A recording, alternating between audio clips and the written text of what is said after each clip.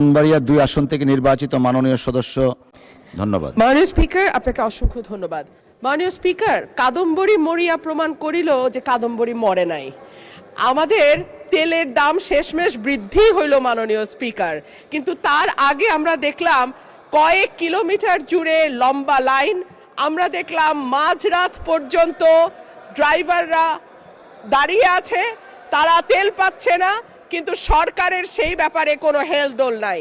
আশ্চর্য হয়ে লক্ষ্য করলাম মাননীয় স্পিকার, মন্ত্রীরা যখন সংসদে বক্তব্য দেন তখন তারা অবলীলায় বলেন বাংলাদেশে জ্বালানির কোনো ঘাটতি নাই, কিন্তু মাননীয় স্পিকার যখন তেল নিতে যায় তখন দেখা যায় ৩ কিলোমিটার লম্বা লাইন।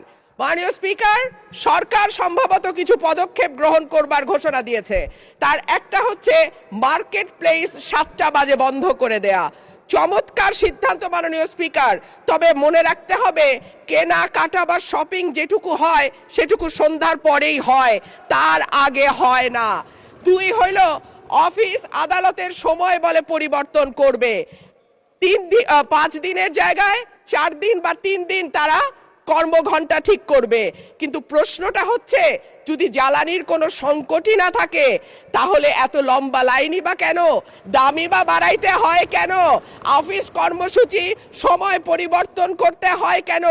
এই প্রশ্নগুলো তো ওঠে মাননীয় স্পিকার। মাননীয় স্পিকার, আপনার মাধ্যমে এই সংসদের কাছে আমি জানতে চাই, জ্বালানি মন্ত্রীরা যখন গণমাধ্যমে কথা বলেন তখন মনে হয় বাংলাদেশে আল্লাহর রহমতে কোনো সংকট নাই। ওনারা যদি পরিষ্কার করে বলেন বাংলাদেশে বর্তমানে কত দিনের অকটেন ডিজেলের মজুদ আছে, কতদিন চলতে পারবে, পাম্পগুলো কেন পর্যাপ্ত পরিমাণ তেল পায় না, তেলের মজুদদারি